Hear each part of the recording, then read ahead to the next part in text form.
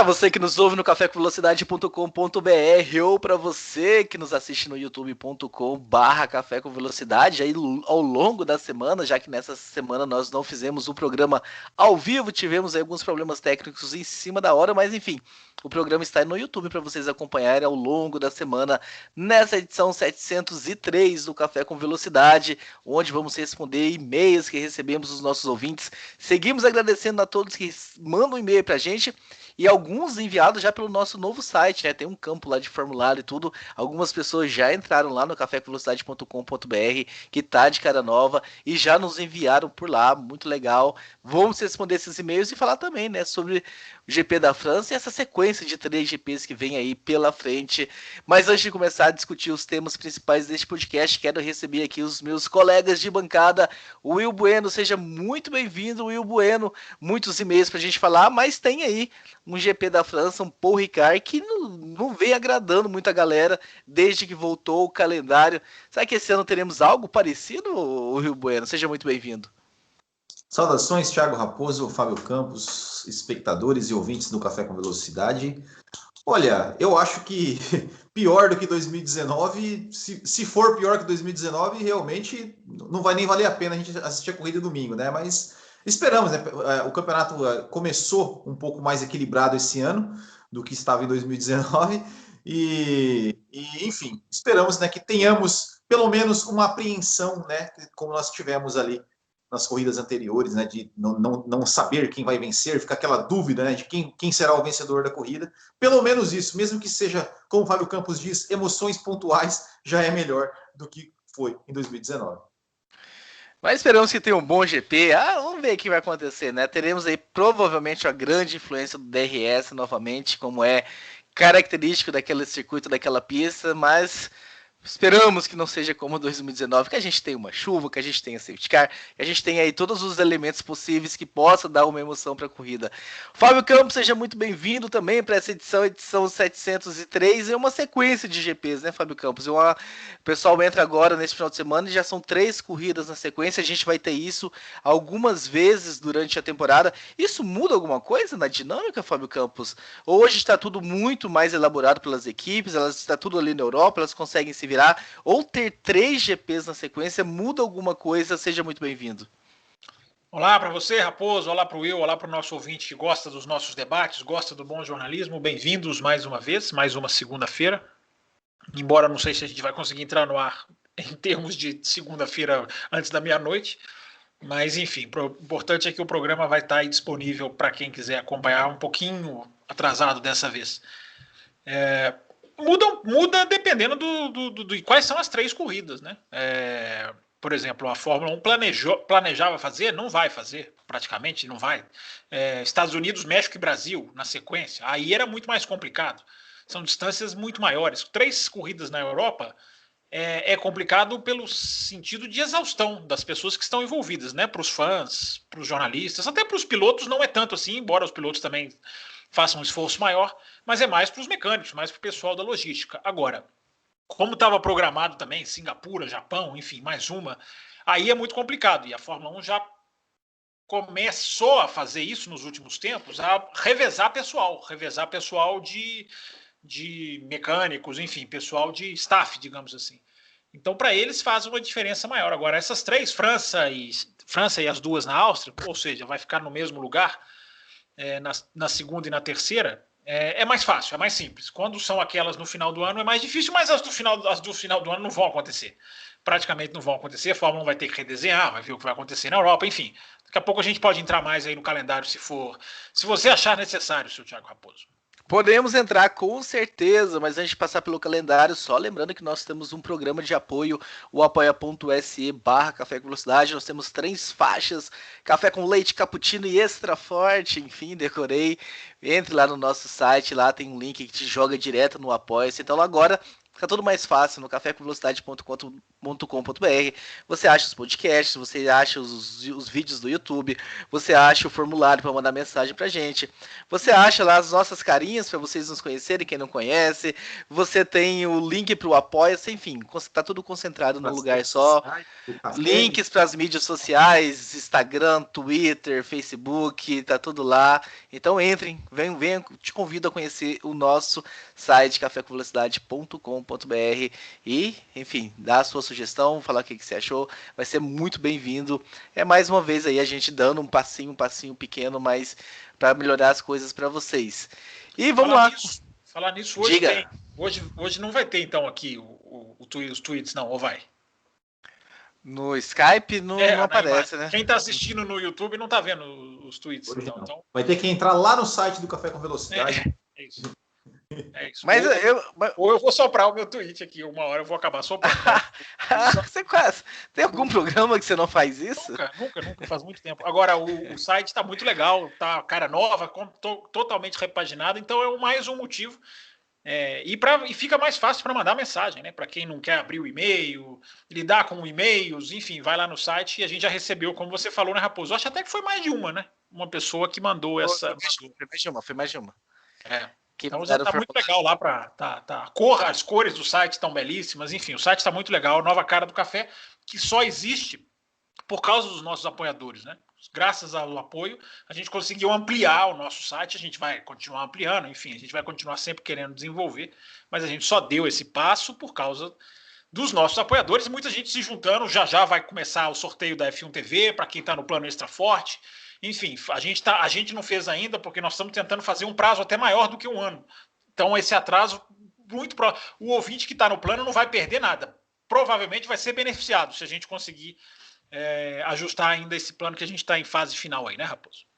Exatamente, hoje nós teremos um bloco, aí a expectativa é que a gente grave também algo especial aí para os nossos apoiadores, né, no plano Cappuccino, que contém aí, né, a elaboração de alguns programas esses durante o mês, então é o Café com Velocidade também retornando aí para vocês, nossos apoiadores aí, o que está prometido, cumprindo a nossa palavra. Mas chega de falar de apoiadores, chega de falar dos nossos recados, vamos direto ao assunto, que é o que o pessoal quer, ainda mais porque teremos apenas um bloco nessa semana, então é hora da gente falar sobre França 2021. Fábio Campos, é o seguinte, será que a Fórmula 1 fez algum deverzinho de casa? Você sempre fala que a Fórmula 1 deveria fazer algum dever de casa. Existe algo que poderia mudar esse GP da França para que ele não seja como o ano passado? Ou é realmente esperar que chegue a 2022? Com essa atual Fórmula 1, não há o que a gente esperar de diferente para a pista de Paul Ricard. O que você traz para a gente nesse sentido? Bom, Raposo, o que teria que ser diferente? Primeiro, antes de eu responder, eu vou te devolver com a pergunta. O que teria que ser diferente do ano passado? DRS é o que eu consigo pensar de cara. Mas eles não estão diminuir área, isso, né? Diminuir área ou mudar pontos de DRS, enfim. É o que eu consigo pensar de cara. Outra coisa, talvez os pneus. Não sei se é o mesmo jogo de pneus do ano passado, mas levar-se a algo que... Retrasado. Exato.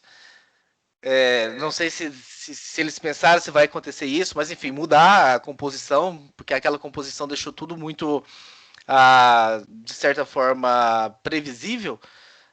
Nem que levasse, eu não lembro se foi os compostos mais macios que foram levados em 2019, se teria como descer ainda mais a escala de maciez, se é que isso existe. Enfim, são as coisas que eu consigo pensar no momento para a Fórmula 1 atual.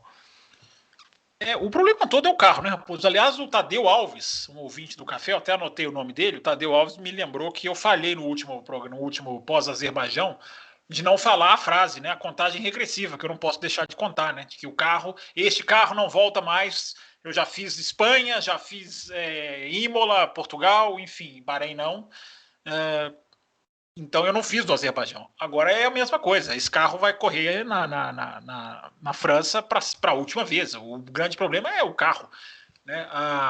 poderiam até mexer. O circuito mais fácil de você fazer alternativas, Raposo, de traçado é Paul Ricard. Traçado, bem lembrado, traçado. O circuito tem mais de 100 opções de traçado, né? Existem opções, assim, combinações que podem ser testadas. A mais simples, por exemplo, era tirar a chicane no meio da reta. Né? Você fazia ali um longo trecho, embora a curva lá na frente não favoreça, não seja uma curva de freada, mas você coloca ali uma variável, digamos assim, a gente que falou tanto assim, né, num dos programas passados. Né? No mais, aquilo que a gente já falou sempre, né, Raposo?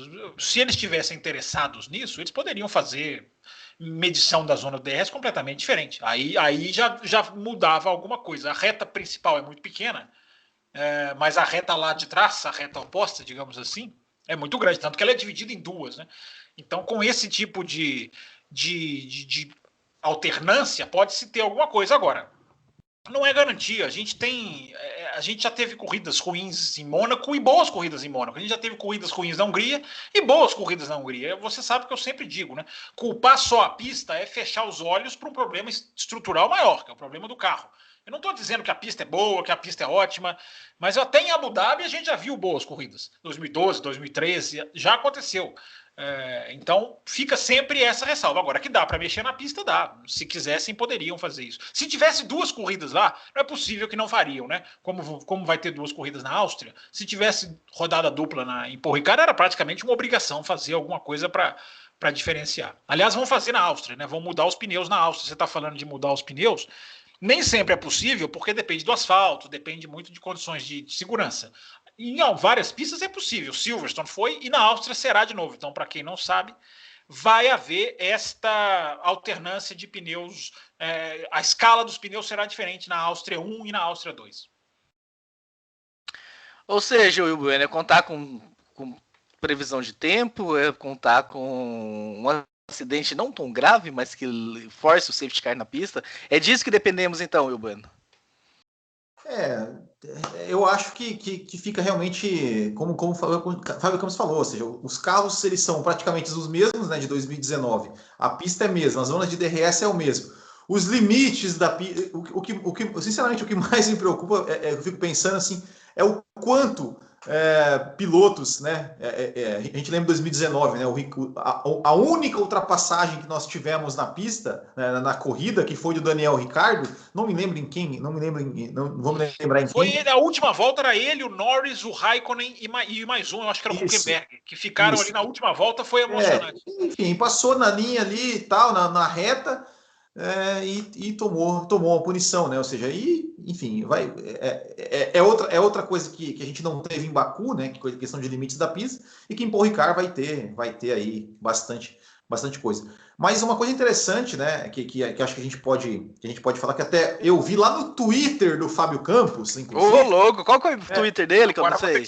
Agora, eu tava tentando ficar quieto. Vocês deram a deixa. No @CampusFB, que eu acho uma coisa, que eu acho que é até uma coisa um pouco interessante, assim, né? Porque você falou, né? A safety car, a bandeira vermelha, talvez, né? Que pode ter uma emoção, ou como aconteceu na sprint race ali que a gente teve ali em Baku, né? Mas que o senhor Christian Horner, por exemplo, né?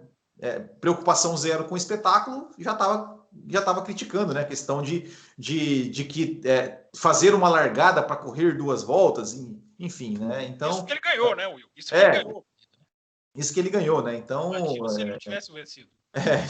Esperamos, né, que realmente, se caso tiver algum problema, que a direção de prova faça o possível aí para juntar o pelotão, né? Que é o que traz emoção para as corridas.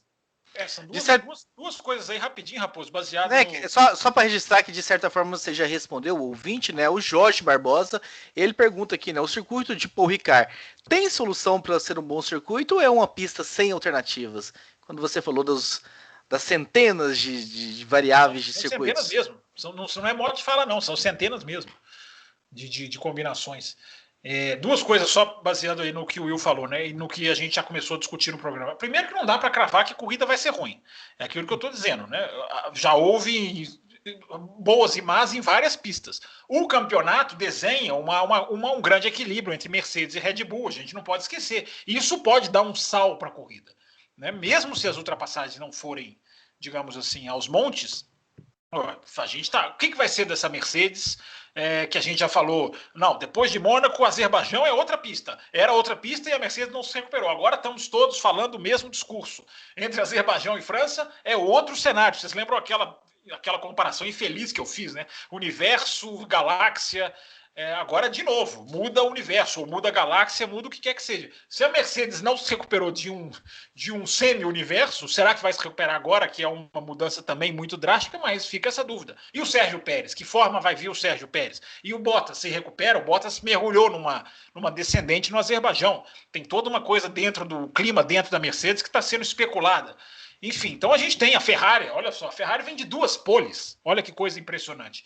Então, pode acontecer muita coisa. Agora, a questão que o Will está falando do Christian Horner, do relargar, é uma coisa impressionante mesmo, né? Essa postura dele de não querer relargar. E eu disse aqui, eu não sei se foi aqui, enfim, eu não me lembro onde eu disse, a Fórmula 1 tem obrigação de nunca mais terminar uma corrida em bandeira amarela. Nunca mais. Depois do que aconteceu no Azerbaijão, terminar qualquer corrida que seja em bandeira amarela é um assinte, é involuir. É involuir. Se a Fórmula 1 colocou o halo porque fez um teste e disseram, se você tirar, você vai ser criminalmente culpado da FIA. É a mesma coisa agora, embora, claro, fazendo apenas uma analogia. Olha, vocês fizeram a bandeira vermelha, olha o sucesso que foi. Não voltem atrás. Não voltem atrás. Porque para voltar atrás não custa muito, embora muita gente até especula, né? Há um dedo já aí da Liberty de fazer esse tipo de ação. Olha, para a corrida e vamos terminar com um espetáculo. Já tem muita gente que diz que há o dedo da Liberty aí, o que eu não duvido, porque anos e anos a Fórmula 1 fez terminar de corrida com bandeira amarela, ou tinha aquela regra, o Will vai se lembrar. O Will lembra do passado longínquo mais do que do passado recente. 2 regras que a Fórmula 1 tinha horrorosas. Primeiro, aquela de 75% da prova pode terminar, e várias vezes terminava.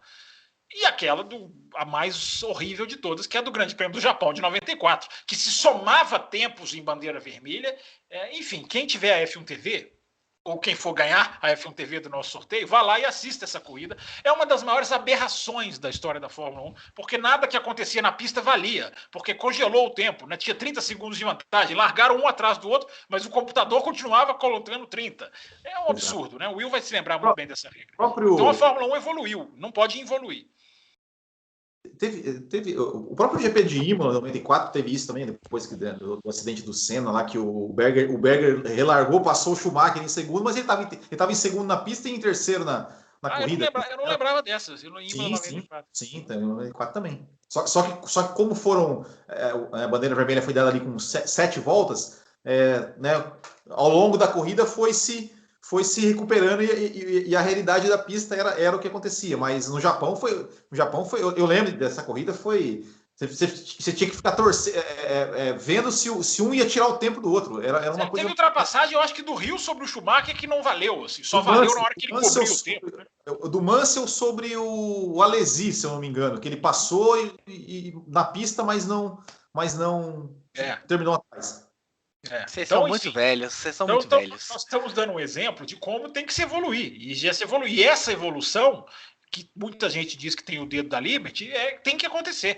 O Jacques Villeneuve, até falou, tem que virar regra. Concordo com ele, para não ficar da interpretação do Michael Masi. Porque quem salvou a corrida do Azerbaijão foi o Michael Masi. Ele salvou, porque ele quis implementar uma coisa que ele não tinha obrigação, entre aspas. Tem que ter a obrigação, é o que eu estou dizendo. Mas no Azerbaijão não tinha. Se ele quisesse acabar a corrida, se ele quisesse deixar ali as bandeiras amarelas enquanto tiravam os detritos, não, ele falou, vou parar para ter ação. Essa é aquilo que a gente já falou aqui várias vezes, né, Raposo? Fazer regras pensando na qualidade do espetáculo, compensa. O Azerbaijão foi um grande exemplo. Tomara que na França, se acontecer alguma coisa... Normalmente bandeira vermelha é sinal de coisa ruim, né? Então é difícil ficar torcendo para a bandeira vermelha. Mas, quem sabe, acabar com o safety car virtual já é um outro passo que falta a Fórmula 1 dar. Passo esse que o Café defende desde o dia em que esse sistema foi implementado. Que é um sistema inócuo, ineficiente, estéril, bobo, besta. Pode se acabar. Ainda mais agora, Raposo e Will, que a Fórmula 1 tem 2 safety cars. Eu diria que você, Fábio Campos, Defende, não um café com velocidade, porque o café com velocidade se Você rachou, gosta? né? Se Você rachou na gosta de época. ficar virtual? Você gosta? Eu não Não, sabia. Não sabia que você não. gostava. Calma. Quando ele foi lançado, eu ainda tinha muito aquela ideia da justiça. Mas ao pouco eu fui cedendo à justiça pela emoção. Ao lado, a emoção foi pesando mais Justiça contra tem a que ser justiça. feita com você. Você merece justiça, não um cara que abriu 30 segundos. Ele não vai ser injustiçado, ele vai continuar na posição dele. Você merece ser justiçado, você, o ouvinte, o espectador, quem tá no autódromo pagando ingresso, é que merece a justiça de ver briga. É ou não é? Não, mas eu só não gostaria de passar a informação errada, porque os nossos ouvintes de longa época vai lembrar que o Café com Velocidade não, desde o início, defende a abolição. Já não Você tem sim. ouvinte de longa época, todos já nos abandonaram. O André do Pau, que nos representava, já partiu dessa, já tá ouvindo outras coisas, então. Ah, bom. Tá ouvindo outras coisas. Mas vamos começar a abordar os nossos e-mails. Temos e-mails aqui para responder também o Will Bueno. Começando com ele, que nunca falha, Marcelo Cesarino. Boa noite, café. Vou criticar e amenizar pro Bottas. Acho que ele tem que ser dispensado pela Mercedes. O ciclo dele na equipe acabou. Mas sejamos justos. Todo segundo piloto de um primeiro piloto multicampeão, com uma equipe que criou uma dinastia grande como a Mercedes, tem o seu desgaste natural na equipe e o ciclo acaba. Foi assim com Irvine Schumacher, Barrichello Schumacher, Massa Alonso, Weber Vettel. Para piorar o caso do Bottas, tem um piloto prodígio inglês dentro do seu quintal, o Russell. Não acho correta a campanha feita por certos veículos de imprensa para sua fritura, como estão fazendo agora. Estes veículos fizeram esse tipo de campanha contra o Massa e Barrichello quando o tempo deles tinha acabado na Ferrari? Não. E aí ele fala o seguinte: nos atualizem sobre o calendário deste ano. GP de São Paulo com público? Sei, é difícil. Então, Will, você fala bastante sobre o Bottas aí, o Campos tem a chance dele de falar também, e aí o Campos atualiza sobre o calendário por Marcelo Cesarino.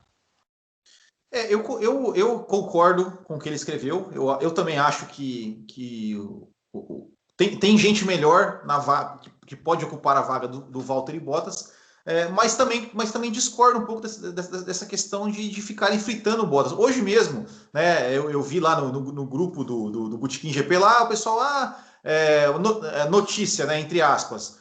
Rumores dizem que o Russell já está fechado com a Mercedes em 2022. Eu não sou jornalista, mas o que eu entendo de jornalismo é que o jornalismo deve informar os fatos. E o fato, não tem fato, não tem contrato assinado, não tem um anúncio oficial. Então, eu acho que isso é uma coisa. Enfim, mas e se tiver acontecido? Não for não, oficial, se tiver acontecido? Não, mas se tiver acontecido, ok, mas informa quando acontecer e não antes de acontecer. Né? Enfim. Não, mas mas aí não existe o furo jornalístico. Eu não estou dizendo que aconteceu, mas eu estou dizendo o seguinte: a Sky da Itália, que eu não acompanho, mas que foi a notícia que estourou, é que a Sky da Itália que falou que não tem mais Bottas na Mercedes, ele já teria sido decidido. Se eles sabem disso, eles têm que falar. Eles não podem esperar acontecer, entendeu?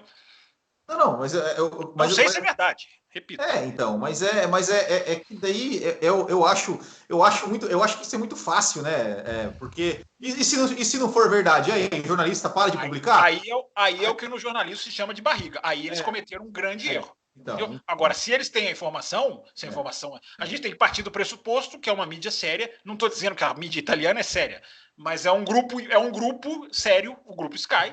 E disseram que ele já não faz mais parte da Mercedes. Mas o que a gente tem que fazer é lembrar. Porque aí, se não se cumprir, tem que se ir lá e se cobrar a imprensa, o veículo, o site, a rede social e tudo mais. Enfim, mas eu acho que o ciclo do Bottas já encerrou. Você vê que além do desempenho dele esse ano, né, não tá. Agora que a equipe realmente precisa do Bottas, né, porque tem um adversário à altura e que os pontos do Bottas fazem falta, né? Tivemos o exemplo no Azerbaijão, ou seja, faltou o Bottas ali naquela briga.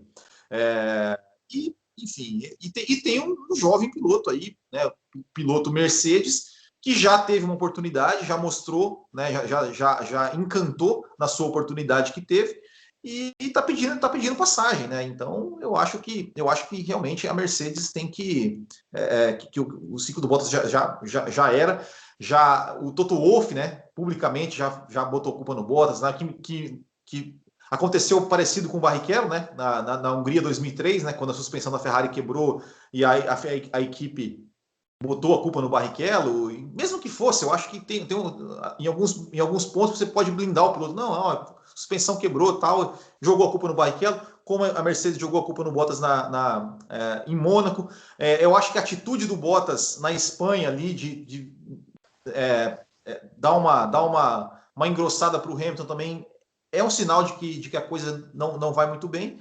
E, enfim, né? Eu acho que é isso. Eu acho que o Bottas realmente já deu o que tinha que dar na Mercedes. Já até se eu fosse chefe da Mercedes, eu já tinha encerrado com o Bottas já até antes. Mas esperamos, né, que a Mercedes tenha coragem de colocar um piloto aí para realmente que possa bater, né, disputar com o Lewis Hamilton, enfim, que possa fazer um desempenho melhor que o Bottas tem feito. Fábio Campos falando de Bottas e respondendo o Cesarino sobre calendário. Teremos São Paulo, Fábio Campos, Interlagos? Já comprou seu ingresso? Você está no mudo. Desculpa. Vamos lá, uma coisa de cada vez. Só para não ir para calendário e depois voltar para o Bottas, vamos com o Bottas primeiro. Essas pequenas coisas, tem muita gente especulando, né, como o Will fez, né, somando os pequenos detalhes, a Espanha, a insatisfação dele com a declaração do Toto Wolff. Tem gente até, Will, que coloca o atraso dele, não sei se vocês acompanharam isso, mas o Bottas não estava no Azerbaijão na quinta-feira. Ele teria perdido o voo. Ele até participou da entrevista coletiva, que é aquele trombolho que a Fórmula 1 faz nas quintas-feiras, mas que por dever de ofício a gente tem que assistir. A gente tira sempre uma ou outra coisa, mas é uma coisa muito extensa, muito longa. Tinha meia hora, vocês lembram? Eram 5 pilotos, ficavam até 2 andarezinhos ali naquela bancada, tinha meia hora a entrevista. A imprensa reclamou, a Fórmula 1 fez o quê? Colocou 1h40. Agora em duplas, vai de 2 em 2, então é um trombolho. Mas às vezes, repito, às vezes tiram. Tenho muitas anotações aqui dessas entrevistas. Um dia a gente pode até fazer uma compilação. Algumas coisas engraçadas, algumas revelações, algumas coisas interessantes, enfim. A última teve piada do Vettel, na penúltima, Vettel contou a piada. Eu acho que eu já até contei a piada aqui, mas enfim. Uma piada horrorosa. Quem não ouviu, vai ouvir nas edições anteriores aí no YouTube ou nos podcasts. Vai lá no Café com Velocidade, porque lá no site você agora escolhe podcast ou YouTube, ali a um clique de distância um do outro.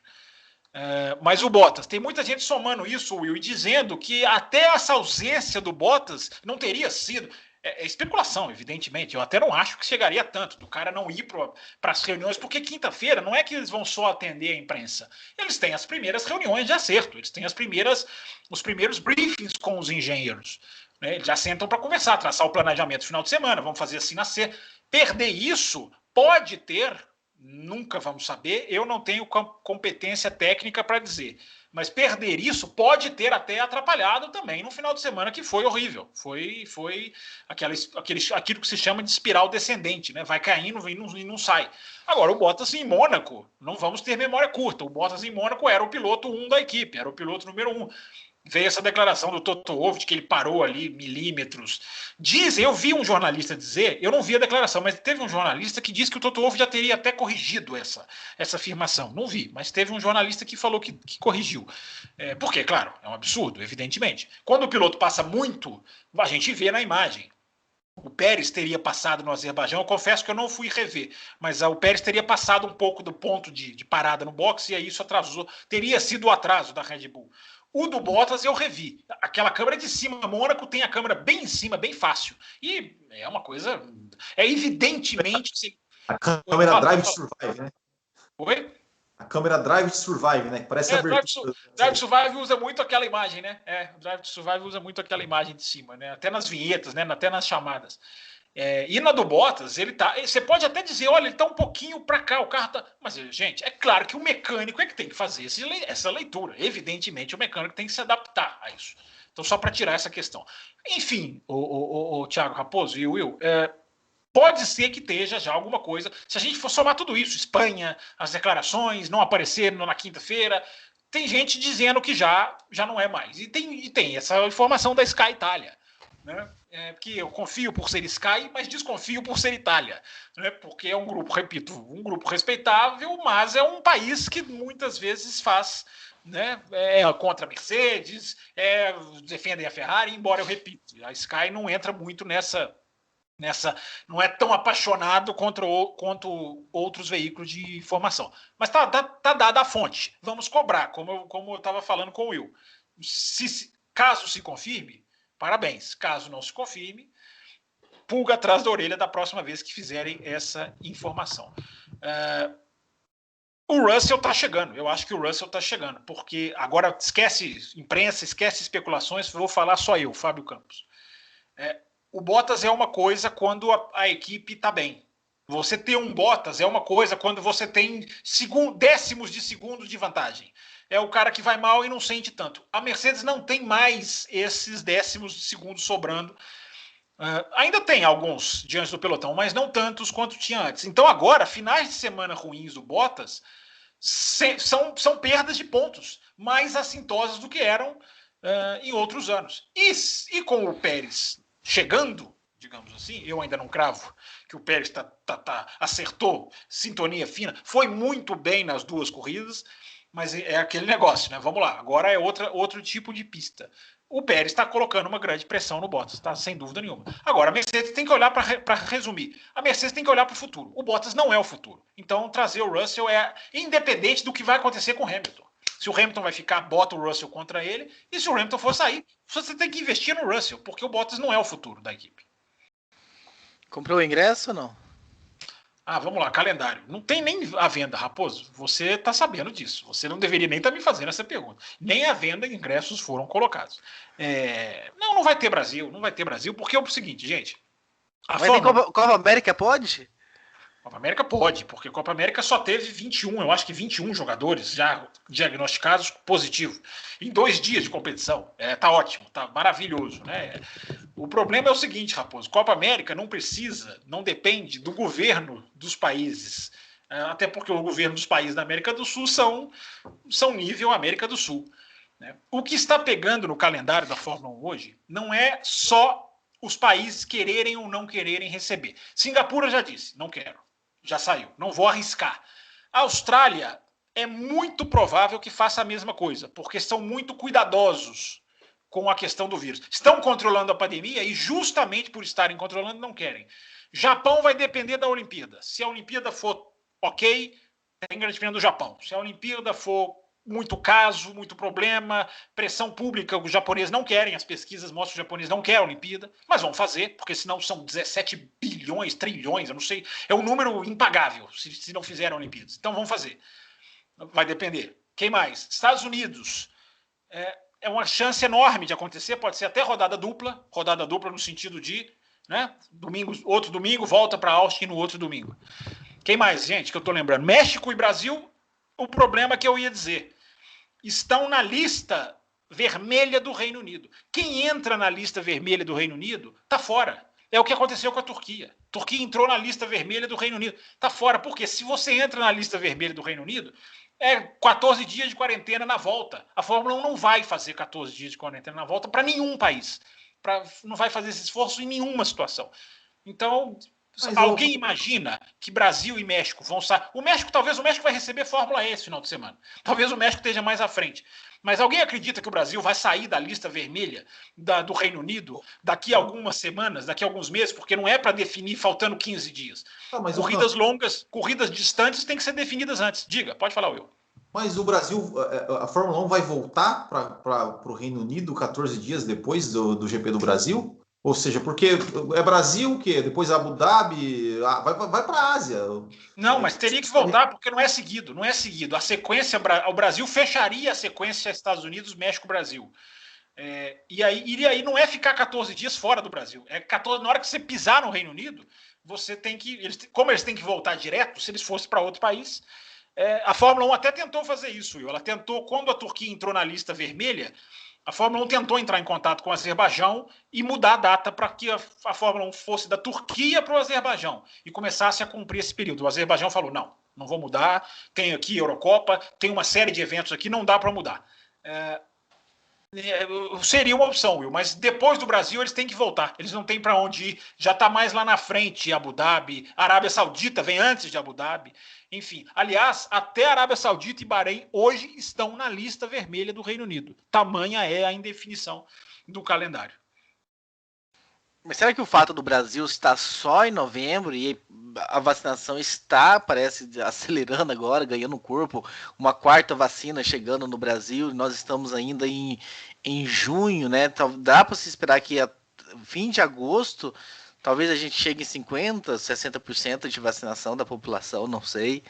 Será que mesmo assim... Aí a sua pergunta é boa, mas aí nós vamos entrar naquela questão, vamos virar aqui infectologistas, né? Virologistas, coisa que eu tento seguir todos, mas não me ouso saber nem 1/10 do que eles sabem.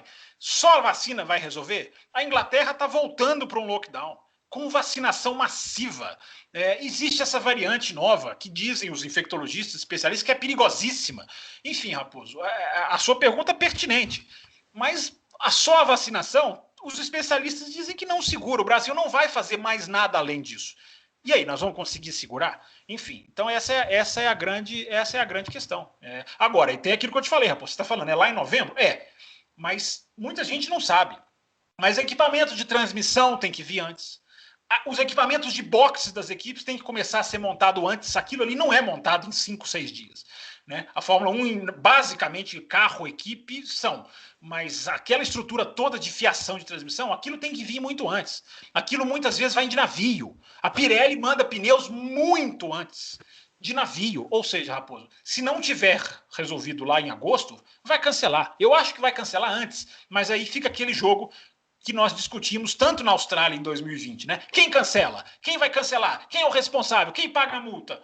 Enfim, aí começa aquele jogo de quem pisca primeiro. Eu acho que não vai ter. Tomara que eu esteja errado e as coisas aconteçam, mas eu não ficaria muito otimista. Agora eu quero saber, agora eu quero que você assuma a responsabilidade. Se tiver Fórmula 1, vai ter encontro do café? Quem é que vai cancelar? Quem é que vai piscar?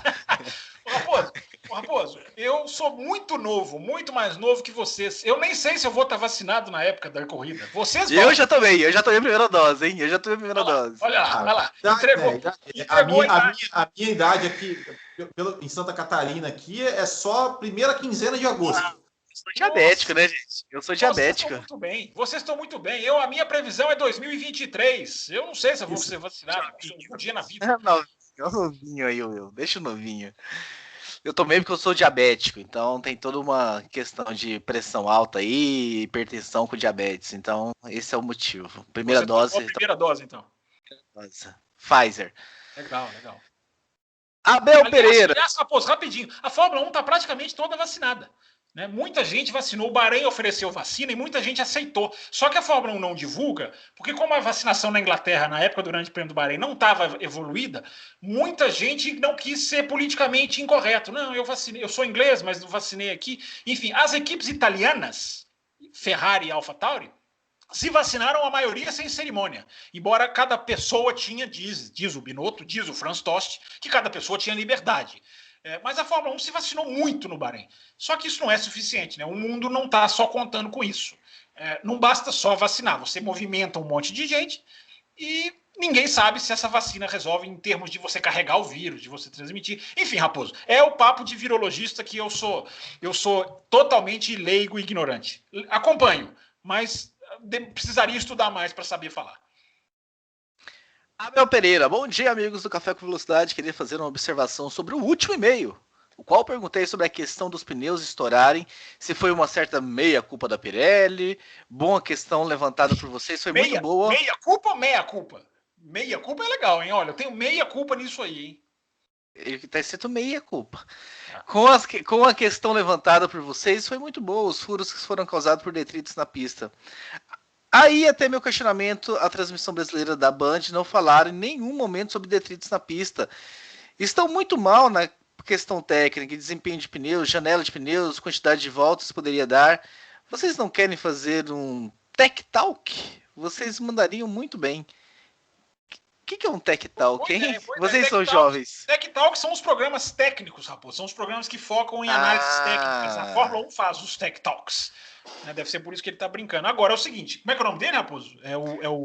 Aí, o Abel, aí é a minha vez de falar que você falou que você não tem o 10º do conhecimento dos infectologistas, eu não tenho o 10º de conhecimento dos engenheiros para me atrever a fazer um tech talk. Mas vamos lá, é interessante ele ter remandado esse e-mail, ou mandado esse e-mail reforçando o tema, porque vamos lá. Primeiro que não dá para cravar que foram os detritos. Né? Só a Pirelli pode dizer, e a Pirelli está aí na iminência de divulgar o que foi. Fazendo a análise, porque é o seguinte, aí é interessante a pergunta dele, porque existe muito do achismo. Existe muita gente que vai pelo que ele acha que é. E pura e simplesmente. É uma tendência natural nossa. Eu fui atrás e percebi que o que eu acho é irrelevante diante das informações que eu coloquei lá no @campusfb. Vocês deixaram, vocês abriram a porteira, agora eu vou passar. Né? Eu coloquei lá, inclusive, uma foto da asa do Hamilton com um corte. A asa dianteira, que na hora da bandeira vermelha, a câmera foi lá e pegou facinho. O carro estava parado, a câmera chegou do lado do carro e filmou. É como se o carro tivesse levado uma, digamos assim, uma machadada. Você viu essa imagem, Will? Depois você tá vendo? Você vê mais ou menos o meu Twitter. Se você acompanhasse o meu Twitter ferrenhamente, como eu acompanho o Botequim GP, aliás, Caio Collet, hein? Belíssima entrevista com o Caio Collet. Até recomendamos lá no canal do Café. Mas, enfim, voltando. Há um corte na asa da Mercedes que claramente foi feito por detrito. Tem gente que fala, poxa, mais detritos, os dois pneus iguais? É verdade, o mesmo pneu deixa no mínimo uma dúvida. Agora, não quer dizer que foi no mesmo pneu, que não pode ter sido um problema de detrito. O detrito pode pegar no mesmo pneu. Ora, tem 25% de chance de pegar em cada um dos pneus. Se o detrito estava no canto esquerdo da pista, são 50% de chance de pegar ou no pneu da frente ou no de trás. Mas enfim, eu coloquei lá no Twitter print de tela de galho caindo. Eu acho que a imprensa... Eu tinha justamente essa sensação que o ouvinte falou, Raposo. Que a imprensa brasileira, ou os narradores, não perceberam as imagens dos galhos no comecinho da prova. Você se lembra que o Verstappen cortou a curva 15 e o Pérez veio atrás dele. Foi para desviar de um galho. Então, como eu já estava com essa coisa na cabeça, eu fui atrás, fui lá, printei as imagens e mostrei. Tinha detrito na pista. Tem uma matéria, várias matérias, do Leclerc falando. Eu perdi a posição para o Hamilton porque eu fui desviar de detrito na pista. Ou seja, somando tudo isso, a asa dianteira do Hamilton ferida, a pista não é uma pista que força pneu. Teve gente que teve mais voltas do que Verstappen e Stroll com o pneu e não teve problema nenhum. O pneu traseiro esquerdo não é o pneu mais exigido na pista, é o traseiro direito. Basta ver que a pista é anti-horário. Enfim, mais do que o que eu acho, as evidências para mim apontam detritos. Mas eu não posso cravar. Só a Pirelli pode dizer. Will Bueno, para você tem pergunta do Cleiton Maciel, que diz o seguinte: gostaria de uma análise de vocês. Quando começou a pré-temporada, eu vi as Red Bulls muito fortes, mais fortes que as Mercedes, e continuei cético de que o Max Verstappen poderia ser campeão. Não por conta do carro apenas, mas porque o Hamilton nunca erra e é extremamente visionário, ele vê o campeonato como um todo. O Verstappen é mais novo, menos experiente, e com isso eu imaginava que por ele ter a obrigação de andar na frente, ia abalar o seu psicológico e ia fazer ele cometer erros. Porém, da primeira corrida até o Baku, vimos que Verstappen e Hamilton erraram, porém os erros do Verstappen são relativamente pequenos, e Hamilton errou feio em Imola e Baku. O que vocês acham que pode estar fazendo o Hamilton errar, hein, Will Bueno? Eu acho que é a questão da disputa, né? Porque quais foram os erros graves do Hamilton, né? Graves que a gente pode dizer, vou até colocar um entre aspas aqui. Foi lá em Imola, que ele foi passar o retardatário, que no caso o Russell, numa pista que estava semi-molhada, vamos dizer assim, né? Isso é um erro grave? Hã? Isso é um erro grave? Então, grave, por isso que eu falei entre aspas, né? Ou seja, erros que digamos... Justamente precisa ter aberto a porta, eu quero saber se a sua opinião é de grave ou não. Não, então, grave no sentido assim, de que custou posições, né? Que em Imola, ele teve a sorte de ter uma bandeira vermelha, mas que custariam posições, grave nesse sentido, né? Então, ele foi porque ele estava correndo atrás, né, do Max Verstappen para tentar ultrapassar, colocou o pneu na parte molhada e o carro foi. Eu acho que digamos assim, não foi um erro grotesco. Ele tentou ganhar tempo ali, colocou o carro na pista molhada, no piso molhado, para tentar ganhar tempo, buscando, né, o seu adversário que estava na liderança. Ok, errou, né? Claro, o carro saiu da pista, ele deu ré e tudo mais, né? Como eu falei, o prejuízo naquele erro praticamente inexistiu, porque ele terminou a corrida na mesma posição que ele estava no momento que ele cometeu o erro. E o do Azerbaijão? É grave ou não é? Vamos ver, o Will Bueno. Já no Azerbaijão, eu acho que é um erro que, assim, claro, né? Ele também viu, assim, ele estava lá né, com o seu principal adversário fora, ele ia marcar mais pontos, ele viu a oportunidade de marcar ainda mais pontos e conseguir uma liderança ainda maior. E cometeu um erro. Podemos dizer que foi um erro grave, né? Ou seja, apertou o botão ali e jogou o balanço dos freios que travou as rodas. Isso foi grave, principalmente no sentido do prejuízo que ele tomou, né? Porque ele estava líder e em 5 segundos ele não estava mais líder, né? Ficou lá para trás, né? Então, mas eu acho que isso faz parte. Eu acho que a questão assim do Hamilton não cometer tantos erros assim, ou pelo menos que a gente não percebia que ele cometia tantos erros, é porque ele estava nadando de braçada, ou seja, um erro que ele cometesse ali nos anos anteriores não ia fazer diferença para ele em termos de campeonato, e a gente meio que às vezes até poderia passar batido. Mas eu acho que numa disputa como essa, muito equilibrada, onde os dois pilotos estão andando no limite, erros acontecem, né? O Hamilton é ser humano, ele é um super piloto, mas ele continua sendo um ser humano, e o Max Verstappen também. Então, isso acontece, né? Eu acho que a tendência é que, ao longo do ano, um ou outro vai cometer mais um erro grande, um erro pequeno, enfim, em termos de prejuízo, e faz parte do jogo. Eu acho que não tem nada de abalo psicológico. É muito difícil falar isso, porque a gente não convive com a pessoa. O cara é super centrado, super concentrado. São situações da corrida que às vezes fogem do controle. Fábio Campos, se eu colocar um ingrediente a mais para você comentar aí, né? O e-mail do Rodrigo Pereira vai no mesmo. Rodrigo Ferreira vai no mesmo sentido, né? Mas antes ele fala o seguinte: olha que engraçado. Rodrigo, eu tô querendo te ajudar, né? Mas você sabe, você tá vendo que eu tô te ajudando. Me ajuda a te ajudar, vai. Olá, pessoal da bancada do café. Estou aqui para o meu terceiro e-mail e queria, desde já, fazer um pedido. Que o meu e-mail pudesse ser lido no primeiro bloco, para ser o debate entre o Matheus, o Will e o Fábio. Pô, eu tô lendo, Rodrigo, no primeiro bloco seu e-mail.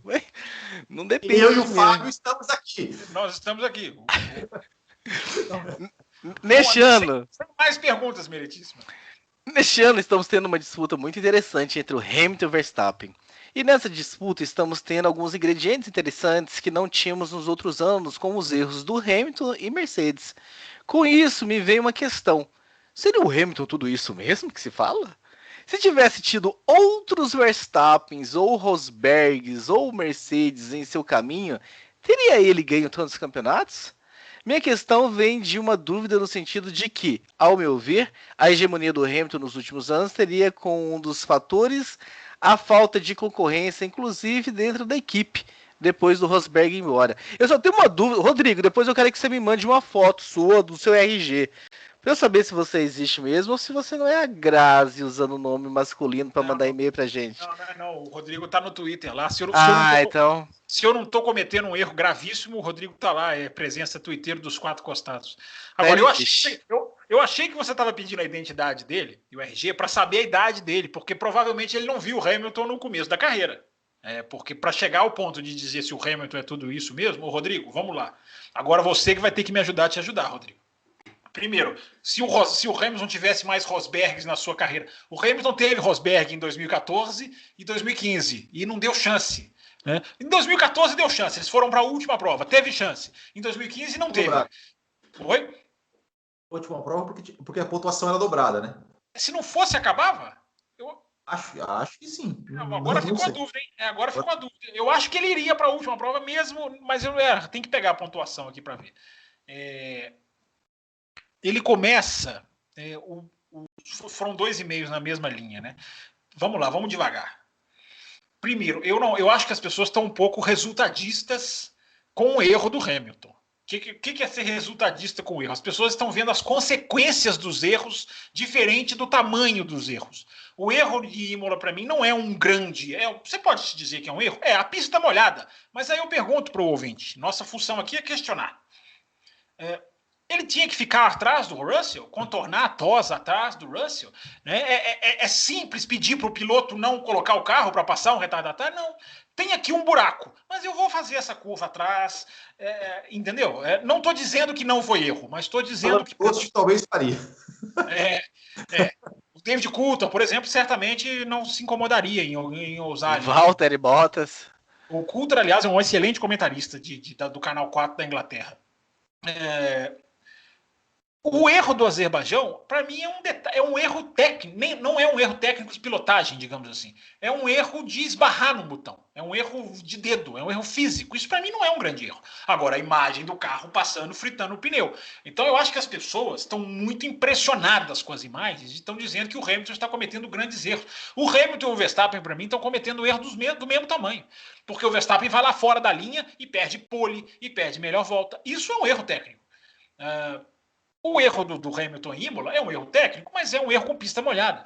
Enfim, os dois para mim estão do mesmo tamanho. Só que a consequência dos erros do Hamilton, ao resultadismo que eu estou querendo dizer, a consequência do erro do Hamilton é maior, é mais visual, é mais midiática, porque é um carro que vai bater no muro, vai bater e quebra a asa, e ele tem que ficar lá dando ré na brita, e o outro é o carro passando reto. Nenhum dos erros para mim é grande desse ponto. Agora, outra coisa. Eu acho que as pessoas estão achando, eu acho que as pessoas estavam prevendo. Teve um ouvinte que o Raposo acabou de ler, ele fala, né? Na pré-temporada eu já pensava que ia acontecer isso. Olha como as pessoas são ansiosas, né? As pessoas, eu tenho a sensação de que as pessoas pensavam que não ia ter erro num campeonato 1 contra 1, disputando ombro a ombro. É claro que vai ter erro. Vai ter erro como teve erro em 2008, aliás, Massa e Hamilton. Vai ter erro como os erros de largada do Hamilton em 2016 custaram o campeonato para ele. As pessoas falam que foi só a Malásia. Tudo bem, se não quebra o motor ali, mas se ele larga bem em todas as provas do ano, ele poderia sobreviver à quebra na Malásia. E ele largou mal várias corridas. Então a gente não pode ter memória curta. Erros vão acontecer. Eles vão errar até o final do ano. Os caras estão guiando na pressão. São pouquíssimos pilotos que não cometem erro nunca, que são infalíveis de erros. Pouquíssimos. Até o Schumacher, eu lembro. O Will vai lembrar de novo, porque é um pouquinho mais distante. O grande prêmio do Schumacher em 2003, em que ele correu em Suzuka para ser campeão. Foi mal o final de semana, foi mal na corrida, bateu com o Sato. Não foi bem, porque era a corrida que decidia. Agora, cada corrida decide. Então os caras vão errar. É um campeonato de quem errar menos. É simples assim. Talvez os erros estejam maiores. Se a gente for somar, que a gente vai achar um em cada pista. Né? É o Verstappen não conseguindo ultrapassar no Bahrein, é esse do Hamilton em Imola, é o Verstappen estourando limites no Portugal, em Espanha, qual que foi Espanha? Enfim, não sei. Espanha não sei se teve erro do Verstappen. Mas enfim, a gente vai achando ali praticamente em todas as corridas. Perdeu a volta mais rápida, né? Não, mas aí foi Portugal. Foi Portugal. Então, que foi na última volta, né? Mas enfim, gente, é um jogo de erros. Vamos ver quem erra menos. Agora, não são perfeitos. Dizer que o Hamilton não é isso tudo, seu Bruno, você é twitteiro dos Quatro Costados e você está seguindo lá no Twitter. O último Twitter que eu coloquei, está lá no alto da minha timeline, é o seguinte: que eu encerro a resposta dizendo isso. A gente pode aprender sobre Hamilton sob pressão e Verstappen sob pressão. Claro que a gente pode descobrir falhas e virtudes. Agora, é diferente de dizer que o Hamilton não é tudo isso. Vá assistir 2007. Quem assistiu 2007 é o que eu tuitei. Quem assistiu 2007 sabe que o Hamilton é tudo isso. Agora, pode não ser o piloto infalível que as pessoas acham que era, ou que tinha imagem de que era. A gente pode aprender coisas. Não existe ninguém inquestionável. Mas dizer que não é nada disso é um grande exagero. Will Bueno Álvares mandou o seguinte, né? Fala, meu povo, espero que estejam todos muito bem. É realmente tão importante para a Mercedes e Red Bull ganhar os construtores neste ano de 2021? Porque uai, deve ser mineiro, hein? É claro que dinheiro é sempre bom, mas tem por mim que as duas mais a Ferrari possuem bastante dinheiro em caixa se comparado ao limite orçamentário. Não vejo esse primeiro lugar como algo tão significante para as três, sem dizer que ainda ficam com menos tempo de túnel de vento. Obrigado. O Will primeiro, né? O Will primeiro. Olha, mas eu acho, eu continuo achando. O Will está contra a parede, dá para perceber claramente quando o Will está contra a parede. É que assim, eu tenho uma frase aqui que eu já discuti muito com relação. Inclusive para quem tá no YouTube, percebe que essa parede ainda tem quadros de Monza e Spa-Francorchamps. Não, hoje, ele tá um galã, hein? Ele tá um modelo. Tá. Se ele soubesse que ele fica muito melhor assim, ele nunca usava boné. Se ele soubesse que ele fica muito melhor assim. Tá bonitão, tá muito melhor. Tá lembrando até o Nicolazinho. Eu até recomendo quem tá no podcast dar um pulo no YouTube só pra ver o Will. Concordo. Não precisa ouvir não, mas só pra ver o frame do Will. Merece. O que eu tava falando mesmo? Eu até perdi aqui. Você tava falando que tem uma frase que você construtores. É que eu já falei isso muito em muitos já discuti muito, que eu acho o seguinte: campeonato de construtores não vale nada. O que vale é o de pilotos. O que vale é o de pilotos. E eu posso provar. Qual é a equipe? Qual é a equipe mais tradicional de todos os da Fórmula 1? É a Ferrari. Entra no site da Ferrari agora e printa qualquer menção a título de construtores lá. Não tem. Tem os pilotos campeões, mas menção a título de construtores não tem. Porque ninguém lembra. Ninguém lembra de quem foi o campeão de construtores. É claro que para as equipes é importante, né? Porque tem o dinheiro e tudo mais. Mas eu acho que se a Mercedes ou a Red Bull puder escolher entre fazer o piloto campeão e perder o campeonato de construtores, eu tenho certeza que eles vão escolher o campeonato de pilotos, fazer o piloto campeão. Porque, né? Se a gente pegar 2008, hoje aqui no Botequim GP eu fiz um review do GP do Brasil 2008. A Ferrari foi campeã de construtores. Você viu festa na Ferrari pelo título de construtores? Não. Então, eu acho que a questão dos construtores, enfim, é pelo dinheiro, claro, a equipe lá é um título a mais, enfim, mas eu acho que o título de pilotos, até para as equipes, é mais importante. Vamos lá. Vamos lá com um pouquinho mais de objetividade, Fábio Campos, senão nos batendo aí no Lancelot. Tá certo, que absurdo. Tô sendo podado nesse programa. Absurdo, fica registro. Não, porque tem mais e-mail, nós já vamos estourar. Então, serei breve. Nós já vamos estourar. Então, serei breve, vamos lá. Concordo que o campeonato de pilotos é indiscutivelmente o que as equipes querem. Indiscutivelmente. Agora, não podemos dizer que o campeonato de construtores não vale nada, que é o que o ouvinte colocou. Vale, porque... Não, isso foi eu que falei, né? Mas, assim, isso aqui, ó. Isso aqui. O ouvinte fala, né? Ah, mas ela já tem muito dinheiro. Eu pergunto para você, ouvintes todos do café, você tem $100 mil na sua conta bancária. Você tem a oportunidade de ganhar mais 50 mil. Você vai abrir mão? Não vai. Né? Dinheiro é dinheiro. Elas querem, elas precisam. Nenhuma está nadando em dinheiro. Antes da pandemia, nadavam. Agora, a gente pode dizer que nenhuma está nadando em dinheiro. Eu estou falando como negócio, como empresas gigantes no mundo, no mercado. Não estou falando na Fórmula 1. Então, o campeonato de construtores vale. Mas é realmente, se elas tiverem que escolher, elas vão. Porque o campeonato de pilotos, rapidinho, Raposo, o campeonato de pilotos traz valor agregado. Ele não traz o bônus em dinheiro. Mas você é campeão mundial de pilotos, você vai vender-se como um campeão mundial de pilotos. Você vai ganhar patrocínio, você vai ganhar exposição, você vai ganhar mídia. É muito mais valioso. É muito mais valioso. Agora, elas querem o Mundial de Construtores, porque elas têm uma série de facilidades, inclusive. Elas ganham bônus da FIA. Enfim, elas têm, não é só... Elas têm a facilidade logística. Você sendo campeão de construtores, você escolhe o box no ano seguinte, nas pistas que você vai. Você quer ficar no final do box, você quer... Isso tem peso em algumas pistas. Isso tem peso. Você vai ver na França, a Mercedes é o primeiro carro a parar. Porque é uma entrada ali que o cara já reduz. Agora eles mudaram a entrada, né? Agora a entrada é mais lá atrás. Mas no primeiro ano, o cara já freava dentro do box. Fazia total diferença. Então tem isso também. Mais um elementinho para discussão. Eu falaria mais, mas o âncora me poda. Não fala. Exatamente. O João Pedro Melo diz o seguinte, Fábio Campos, começando por você agora. Salve, pessoal do Café com Velocidade. Há muito tempo se fala da grande boa fase de Lando Norris em 2021. Desde que chegou em 2019, o britânico vem em franca evolução ano após ano e nessa temporada já chegou ao pódio 2 vezes. Por outro lado, Daniel Ricciardo tem sido uma das grandes decepções da temporada. Quando se esperava que o mesmo fosse estar brigando pau a pau com o Lando, o que estamos vendo é um piloto sem ritmo para acompanhar o seu companheiro na McLaren. Tendo isso em vista, é possível que o australiano enfrente algo parecido com o que foi na Red Bull, onde a equipe enche os olhos com um outro piloto e o Ricciardo fica na lateral, sendo obrigado a pensar em mais mudanças? Quem agora? Quem começa? Fábio Campos, começando retornando com o senhor. Tá certo. O contrato do Ricciardo é longo com a McLaren. Eu acho que ele não vai ser escanteado assim. Existe um fator 2022 que vai mudar tudo, muda o jogo todo. Aliás, Raposo, tem um ouvinte que perguntou de 2022, você deve ler. Dois, vou ler. Daqui a pouquinho você lê. A gente vai falar do programa de 2022 que vem aí. Então eu acho que o Ricciardo ainda está muito cedo, principalmente porque o carro do ano que vem é completamente diferente. Então a chance, mesmo se ele entrar, não se recuperar em 2021, que é uma possibilidade real, né? A gente já tem 6 corridas. Eu ainda acho cedo. Mas, né, a gente já viu pilotos não conseguirem se recuperar. Agora, existe uma coisa. Aquilo que eu sempre falo, né? Piloto pode andar atrás do seu companheiro de equipe e andar bem.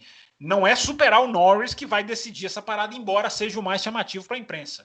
O Norris, eu até coloquei numa rede, eu não vou falar mais, é uma rede social aí, eu até coloquei. O Norris, olha o que o Norris está fazendo em 2021, ouvintes.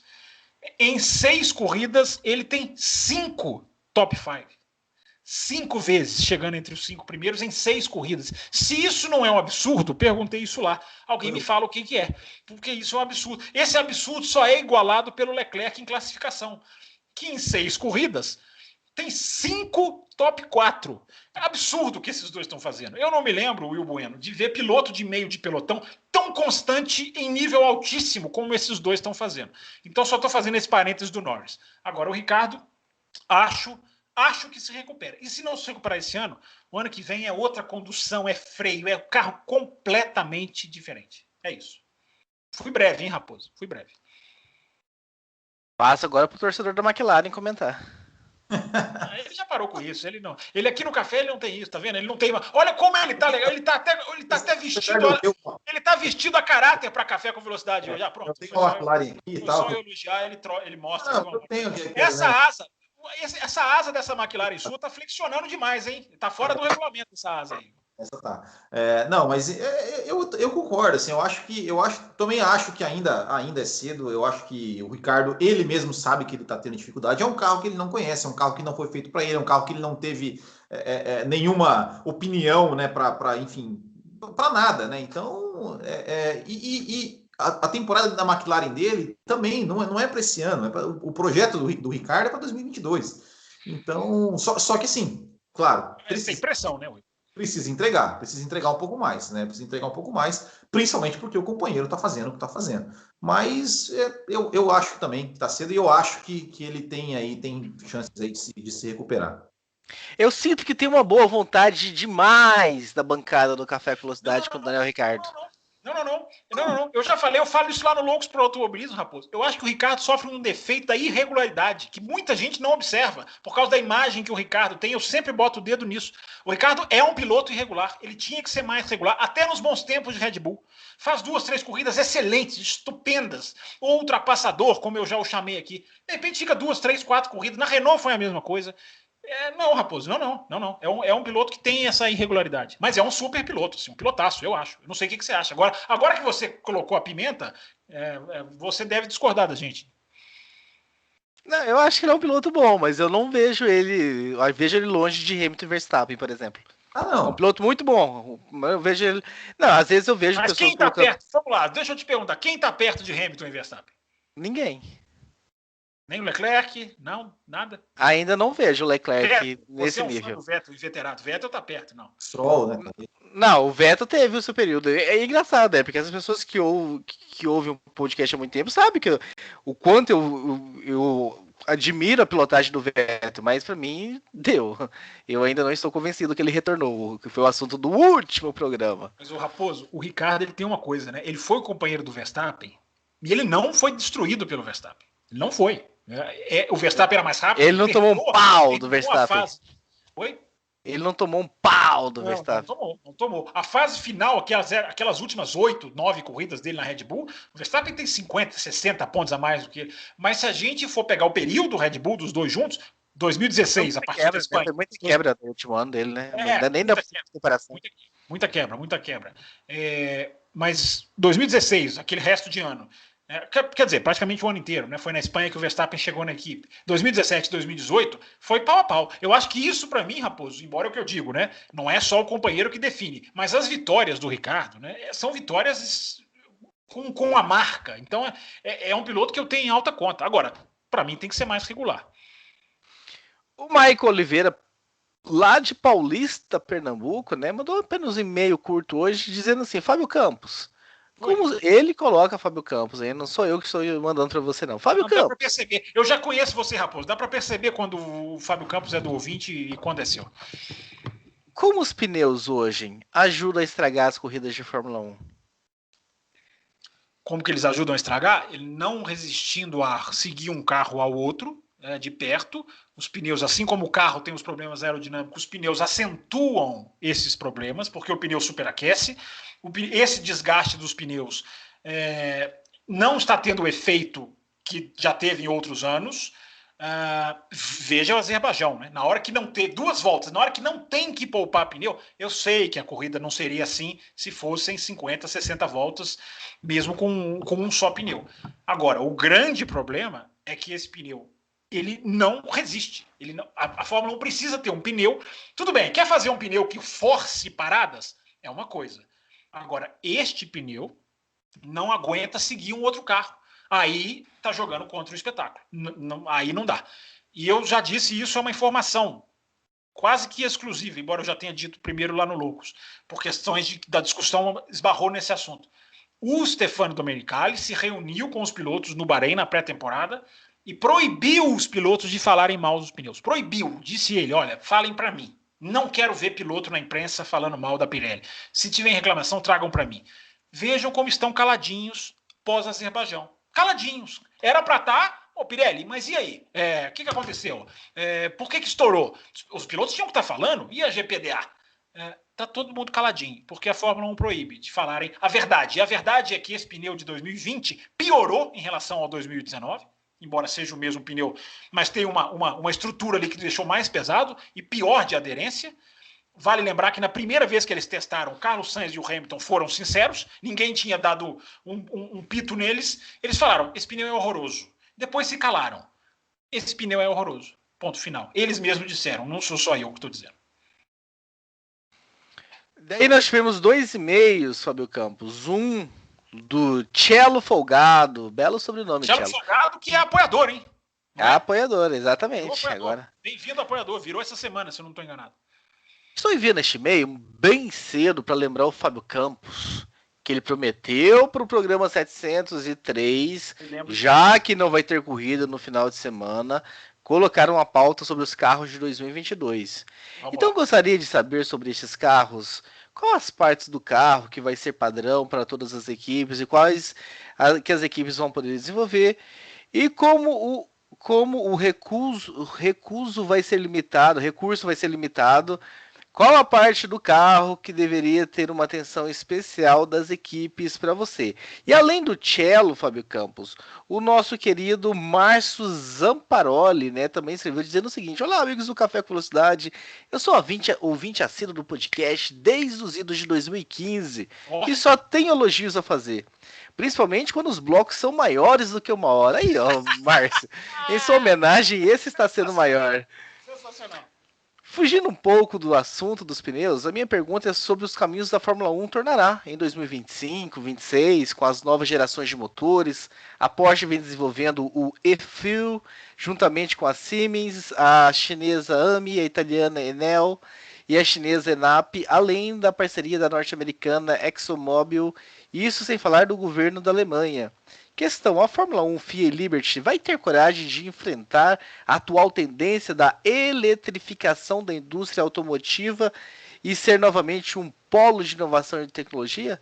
Será que este não é o caminho para a salvação dos motores da categoria máxima para não ser engolida pela Fórmula E?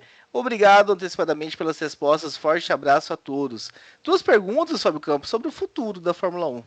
Se você deixar, esse bloco pode ter 2 horas agora, né? Porque é sensacional as perguntas dos ouvintes. Primeiro o ouvinte que perguntou, né? E aí, qual é o problema dos pneus? Curto e grosso. E agora esses dois. Aliás, os e-mails hoje estão excelentes, né? Como sempre. Muito boas perguntas. Raposo, como é que eu vou resumir essas duas coisas? Vamos fazer o seguinte: 2020... Você vai resumir dizendo o seguinte: depois da sequência de 3 GP, quando nós tivermos mais uma segunda-feira sem GP, a promessa será cumprida. Tá, eu não me lembro de ter prometido para essa edição. Eu lembro da gente discutindo, você falando aqui no ar, vamos fazer em tal segunda. Eu falei, tal segunda tá muito breve. Para daqui 4 segundos tá longe? Dá para fazer para daqui 4 segundos? Acho que dá. Não se esqueça que o final de semana de Fórmula 1 é um final de semana absolutamente sem chance de fazer outra coisa, a não ser cobrir. Vamos lá, Raposo. A gente vai fazer, o Will também já falou sobre isso hoje fora do ar. A gente vai fazer um trabalho de pesquisa porque a gente precisa recuperar tudo. Né? Eu juntei muita coisa, eu tenho muito gráfico, eu tenho informação, eu tenho muito texto, mas enfim, tem que achar aqui, eu já reformatei o computador nessa época, enfim, vou pesquisar várias coisas na internet, então o trabalho de pesquisa vai ser grande. Por que ele vai ser grande? Porque a gente vai atualizar o ouvinte, a gente quer atualizar o ouvinte com várias, digamos assim, vários parâmetros novos da Fórmula 1, não é só falar, o carro vai ser assim, não. Qual é o estudo que a Fórmula 1 fez? Se bobear, quando a gente estiver aqui com o nosso funcionamento técnico, vou até passar uns gráficos para o Will. O Will sabe fazer isso, coloca o gráfico na tela. A minha ideia é fazer, não estou prometendo, a minha ideia é fazer isso. Então, o trabalho de pesquisa sobre 2022, por que esse trabalho de pesquisa? Porque a gente fez o programa especial de 2022, em 2019, quando tudo foi divulgado pela Fórmula 1, só que, olha, nós estamos em 2021, já tem 2 anos, então a gente tem que recuperar os detalhes. Se a gente quiser falar por alto, a gente fala. Agora, é preciso recuperar os detalhes, porque tem muita gente, não é, Raposo, que não sabe os detalhes técnicos, porque a pandemia, ela empurrou 2022, não só empurrou literalmente, né, de 2021 para 2022, mas o assunto sumiu. O assunto dos novos carros quase que sumiu. Então, repito, vamos fazer um trabalho e quando fizermos o programa, vai ser um programa totalmente voltado para 2022, com várias informações e detalhes, enfim, se der certo, até gráficos aqui para o ouvinte no YouTube. A outra questão, Raposo, de 2025, né, em diante, que ele fala, essa é o seguinte: 2025 vem um novo motor. Esse motor vai definir o que vai ser a Fórmula 1. Tem que ser um motor que seja competitivo, não pode ser tão caro quanto esse, não podem andar para trás na tecnologia, porque não querem. Eu até não me oporia, mas eles não vão fazer. Não podem ficar elétricos, o ouvinte esbarra nisso. Não podem eletrificar, porque o Alejandro Agag, capitão, dono, fundador da Fórmula E, de uma maneira genial, botou 50 anos de exclusividade no motor elétrico para a Fórmula E. Essa é a sinuca de bico, que eu acho que é um nó de contrato que a Fórmula 1 vai até desenrolar, porque não vai esperar 50 anos, mas que hoje em dia é um nó contratual que não pode ser rompido. Vamos ter que resolver isso lá na frente. Então a Fórmula 1 está nessa.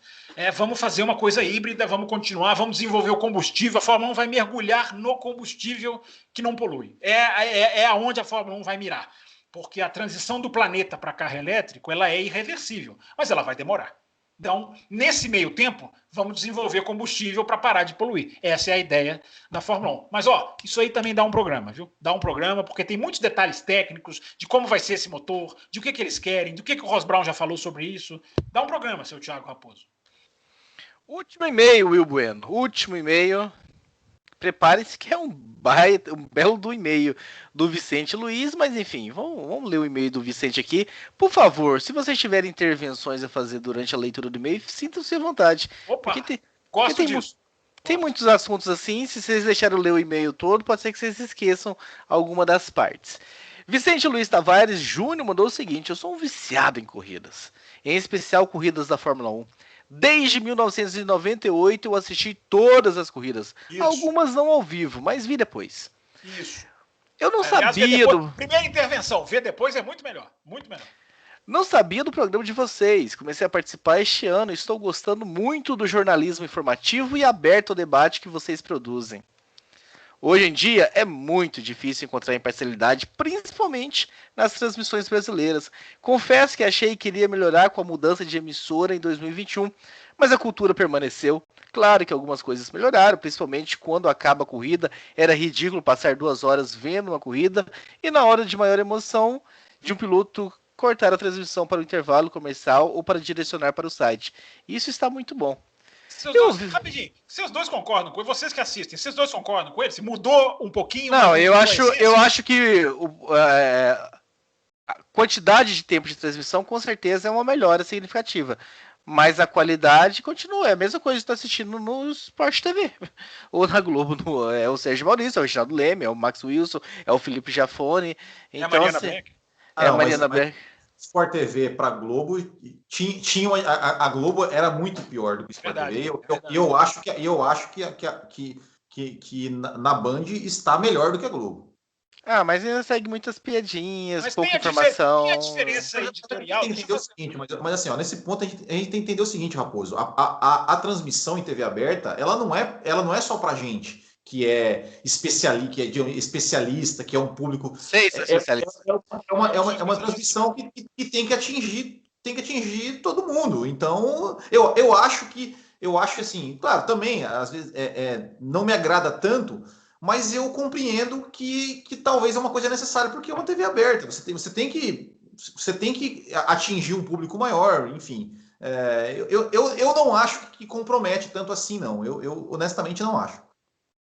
Mas tem uma mudança editorial, por exemplo, acabou aquele negócio de RBR ou não? Ou ainda sim, não tem RBR, é Red Bull, já é um avanço. Sim, claro. Retornando ao e-mail, ouvi vocês comentando sobre a brincadeira da caderneta do piloto Sérgio Pérez. Parece que estamos no jardim de infância. Já 3 corridas é a mesma coisa. Erros atrás de erros na transmissão, não sabem ler os gráficos, o narrador e os 2 comentaristas disputando para ver quem fala uma informação primeiro, o fanatismo para algumas coisas que remetem ao Brasil, na corrida de Portugal querendo comemorar porque a namorada do Max Verstappen é brasileira. Isso é ridículo. Claro que eu gostaria de ver o brasileiro correndo, mas em primeiro lugar eu gosto do esporte, da competição, e quando chega a hora, vamos ter um piloto brasileiro lá. Que meio lúcido, hein? Que meio lúcido. Impressionante. Nunca cogitei, mas vou assinar a F1 TV porque não aguento mais. Vira um apoiador do café. Fala aí, Fábio Campos. Vamos lá. Não assine a F1 TV. Olha, jogando contra, né? Apoie o café que você pode ganhar mais de um ano. Você pode ganhar mais de um ano de assinatura, tá? Vamos lá. Continua. O e-mail dele tá muito lúcido. Eu tô achando, mesmo sem saber dos detalhes que ele tá falando, da transmissão nacional, a lucidez é muito legal. Continue, rapaz. Outro ponto importante que acho muito legal nos comentários de vocês é a questão do DRS. Eu sou muito contra. Confesso que no começo eu achei que poderia dar certo, mas a única coisa que aconteceu com o DRS foi dar mais força ainda para os carros superiores. Peguei como exemplo para comentar com vocês a corrida de Imola deste ano, onde o Lewis Hamilton, após a saída do safety car, saiu de 8º e chegou em 2º. Não estou tirando o mérito e a competência dele, mas sem o DRS eu duvido que ele chegaria em 2º. Ou seja, o DRS neste caso só deu mais força para o carro que já é mais forte. Com certeza sem o DRS ele chegaria no máximo em 4º, mas com ultrapassagens verdadeiras e que dariam gosto de ter visto, mas não foi o caso. Sobre as 4 corridas deste ano, acho que a Red Bull poderia estar à frente, tanto no Bahrein quanto na Espanha. 4 corridas? Mas foram não entendi. 6. Esse meio é antigo? Tô achando que esse meio é antigo, hein? Não, chegou essa semana agora. Sim. Sobre as 4 corridas deste ano, acho que a Red Bull poderia estar na frente, tanto no Bahrein quanto na Espanha. Acho que a Red Bull perdeu a corrida na tática. Não que optaram pela tática errada, mas 2 casos quem arriscou foi a Mercedes. Mas quando se trata de Mercedes e com a Red Bull estando na frente, particularmente eu seguiria os passos da Mercedes. Mas isso falando como telespectador. Outras variáveis como consumo, ter outro set de pneus podem ter impacto na decisão, mérito da Mercedes. E aí ele faz uma brincadeira aqui de winners e losers da temporada. Winner, campeonato acirrado. Loser, DRS. Winner, café com velocidade. Loser, transmissão brasileira. Eu achei que ele ia falar loser, outro podcast. Eu falei, nossa, vai atacar outro podcast. Polêmica, né? Mais uma vez, loser, ressaca, porque não tá aqui. Isso. Mais uma vez, é um prazer escutar e participar deste grande espetáculo de informação sobre Fórmula 1. Eu percebo que o assunto do RS é constante nos programas e deve ser mesmo. Concordo plenamente com a opinião dos amigos. Sério, a gente fala, já falou do RS aqui esse ano?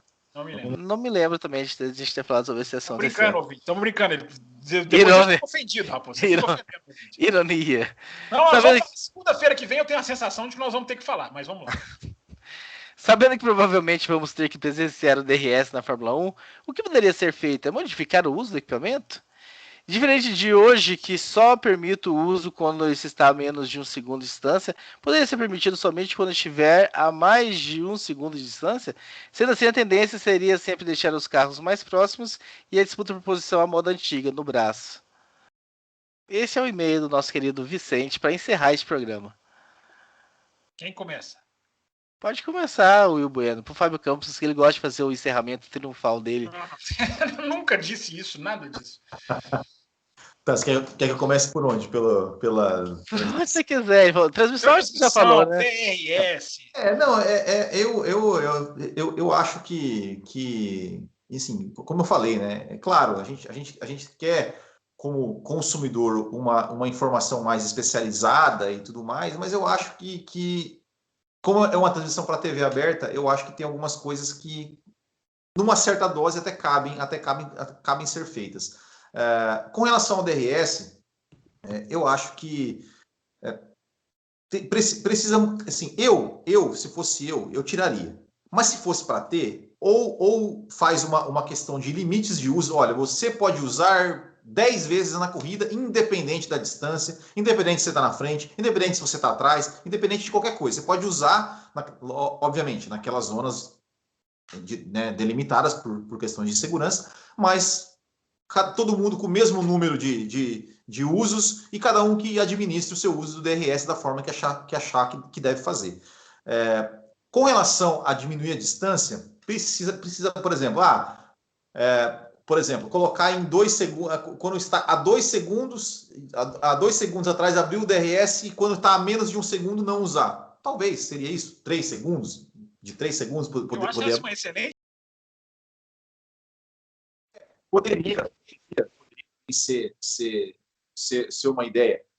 O que eu acho realmente é que da forma que o DRS hoje funciona, é absolutamente anti-clímax, anti-espetáculo, né? Porque a gente perde de ver algumas brigas, né? Como eu falei, hoje, que a gente tem um quadro de rever corridas antigas, a gente estava revendo corridas, o GP do Brasil 2008, né? E tinha lá, né, o colocado que era o Jarno Trulli com uma Toyota, segurando o Kimi Raikkonen com uma Ferrari. O Kimi Raikkonen tentava e não conseguia passar. Se fosse hoje, talvez ele passaria, como o ouvinte falou, né? Em Imola, o Hamilton, né, saindo de oitavo, passando para segundo. Então, eu acho que poderia ter sido ajustado. O que me incomoda muito com relação... Como teria sido Imola 2005 e 2006? Pois é o que eu sempre falo. Muitas vezes, a não ultrapassagem... Não esqueço mesmo, Fábio Campos. Pode rir, porque eu não esqueço mesmo. Muitas vezes... Do mesmo jeito que eu coloco o Campus FB aqui, quando a gente está fazendo nossa técnica normal, você devia colocar 2005 e 2006 embaixo da sua foto. O ano que os apoiadores traíram. Mas, enfim, como eu estava dizendo, muitas vezes uma não ultrapassagem é muito mais legal do que uma troca de posição. Mas realmente o que me incomoda, né, na questão do DRS é que quando eu falo em muitos locais, em grupos, WhatsApp e tal, que eu falo que eu sou contra o DRS, eu sou apedrejado, porque o DRS é isso, o DRS é... E ninguém questiona assim, eles acham que estão perfeitos porque aumenta o número de ultrapassagens. Enfim, mas essa ideia do ouvinte é muito boa, né, de usar o DRS para aproximar, mas deixar a luta em igualdade, ou então, ao meu ver, também poderia ser, né, tem uma quantidade X aí cada piloto, e cada um que administre e use da forma que achar que tem que usar. Vou responder de uma maneira que eu nunca respondi aqui no café. Mas não é possível. Nós estamos na edição 703, nós já falamos isso aqui Não, mas 1406 vezes. Mas a gente sempre fala isso fora do ar, né? O desafio nosso é falar o mesmo assunto de maneira diferente. É o que eu farei agora. Primeiro, a ideia dele é muito boa. Segundo, a questão do DRS esbarra no conceito do que é ultrapassagem ou não para algumas pessoas. A Fórmula 1 tem vários sistemas que ela poderia usar para fazer o carro ganhar do outro, ultrapassar o outro. A Fórmula 1 tem potência híbrida, tem os MGU-H, tudo isso poderia ser aplicado nessas horas do carro de trás, sem precisar da asa. E outra coisa, essa me veio há pouco tempo. Eu até tentei gravar um vídeo sobre DRS, mas ficou um horror. O vídeo não subia, não sabia fazer aqui o upload, enfim, foi uma maluquice. Aí eu larguei de mão. Mas vou fazer, não desisti não, vou fazer. A questão é, do DRS, até esqueci o raciocínio que eu ia dizer, mas vamos lá. O problema, na hora que a gente está discutindo isso, é que as pessoas são 8 ou 80. As pessoas vêm com argumentos, Will, você já deve ter ouvido muito isso, WhatsApps afora. Mas se tirar, fica um horror, não acontece nada. Não é verdade. Essa Fórmula 1 não é a Fórmula 1 dos anos 2000, em que os pneus eram ultra duráveis, todos os carros testavam o ano inteiro. Não é assim. Hoje você tem um pneu que, eu repito, joga contra, mas que é fator de aproximação durante a corrida. E você pode, lembrei o que eu ia falar, numa Fórmula 1 que já teve há 30 anos atrás uma suspensão que lia cada centímetro da pista e que se antecipava, você pode ter 30 anos depois uma asa que se adapte à distância que o carro está do outro, ou a um tipo de reta, ou a condição do vento. Até isso é possível fazer, se quiserem fazer. Se quiserem, façam. Se quiserem, colocam lá uma biruta, é biruta que chama, né? No topo de cada pista, e ela vai ler o vento. E o DRS pode ficar mais efetivo ou menos, de acordo, porque se o carro está pegando o vento de frente, o DRS é super efetivo. Se o carro está sendo empurrado pelo vento, o DRS não é tão efetivo. Então existe tecnologia para se fazer isso. Existe tecnologia para se fazer outros recursos, como o push to pass da Índia. A Fórmula 1 pode fazer muito mais equilibrado, muito menos assintoso. Existe tecnologia, solta 2, 3 carros na sexta-feira e faz com que os 3 carros façam um trenzinho ali. E vai estudando, olha, vai abriu, está muito longa a distância, vamos diminuir. Existe gente, Raposo, que não conhece o café, que está chegando por causa do YouTube, o que é ótimo, e que vem acusar a gente, um dia acusaram a gente. Vocês não dão dica nenhuma, vocês só criticam. Milhões de pessoas pediram o DRS, milhões de pessoas não pediram o DRS. Tá? A gente vive a era da cada um tem a sua verdade, né? Milhões de pessoas não pediram DRS. A Fórmula 1 fez uma pesquisa, eu participei dessa pesquisa, vocês dois, não sei, devem ter também, e a pesquisa dizia, o que a Fórmula 1 precisa? E um monte de gente diz, precisa de ultrapassagem. Não precisa de uma asa que faça o que faz. Tanto é, uma pesquisa do site inglês do Race Fans, que eu coloquei lá no meu Twitter, 87% querem se livrar disso. 87%. Nos que responderam à pesquisa. É uma amostragem, mas é uma amostragem. Então, Raposo, a discussão é enorme, existem várias opções, existem várias coisas a se fazer. Eu só lembro da suspensão ativa. Dá para se fazer, quer usar, igual o Will falou, quer usar, usa direito. Mas eu termino dizendo o que já disse aqui, agora eu vou repetir. Dizendo o que já disse aqui 2, 3 cafés atrás. Tem um muro na frente desse DRS. 2022 é um muro na frente desse DRS. Não tem como continuar. Ou vai bater no muro, ou vai ter que desviar do muro. Porque se botar essa asa no carro de 2022, e aí? Vamos elogiar o carro de 2022 baseado em quê? Se o efeito é o mesmo, para que trocou de carro? Então, no final desse ano, contagem regressiva. No final desse ano, o DRS tem que ser repensado. Vai ser obrigatório. Porque ou diminui, ou tira, ou mudou para ficar mais do mesmo. Porque os carros de 2022 foram criados para gerar ultrapassagem. Então o DRS vai ter uma hora da verdade. Até quem gosta dele, infelizmente, vai se ver obrigado a debatê-lo. Porque não dá. Não dá para continuar dessa maneira, trazendo um carro novo como eles vão trazer. Então é isso. Tá aí, Raposo. Tá respondido o ouvir. E vem aí um vídeo, vai sair um vídeo com várias alternativas que a Fórmula 1 poderia usar, mecânicas, aerodinâmicas, elétricas, que poderiam substituir esse dispositivo. Muito bem, então estamos indo para Paul Ricard. Suspeito que voltaremos nesse assunto, ouvinte, semana que vem, porque a pista. Vamos fazer um combinado seguinte: nós não podemos falar desse assunto semana que vem. Se a corrida for um festival, nós temos que descobrir outra maneira. Eu tô falando sério, não podemos bater nesse não escrevam, não perguntem sobre DRS para semana que vem, então, ouvinte. Eu não responderei. Se querem ter um e-mail lido, não perguntem sobre DRS semana que vem. Quer falar alguma coisa, Will? Eu não falo pelo café. O Raposo já me puxou minha orelha de falar pelo café. Eu falo por mim. Eu não vou tocar nesse assunto semana que vem. Não vou. Eu quero só terminar essa edição elogiando mais uma vez o Will Bueno. Como o Will Bueno está charmoso nessa edição de hoje. Então. Eu não chegaria tanto, mas que ele tá com cara de. Ele tá com cara de. Ele falou que ele entende de jornalismo. Ele tá com cara de jornalista. Hoje ele tá. Tá. Hoje ele tá passando até uma seriedade maior. Então. Vamos fazer campanha, gente. Hashtag. Fica sem assim, boné. Will. Fica assim, Will. Sem boné. Twitter lá, nossa rede social, que é a maior rede social do café, 3.060 e tantos seguidores. Vamos lá no Twitter e falar, fica assim, Will, para ele não voltar aquele negócio de boné, camiseta de anos 80. Aquilo ali aquilo é o visual Botequim GP. Casa com o Botequim, ele vende lá no Botequim, as pessoas podem comprar. Aqui ele não vai vender nada. Ora, bolas. Vou vender sim agora. Agora que você me lembrou. Vou vender uma entrevista que eu vou fazer. Olha o absurdo. Não, antes dele vender, eu quero falar, olha o absurdo, Fábio Campos. Já foi do podcast F1 Brasil.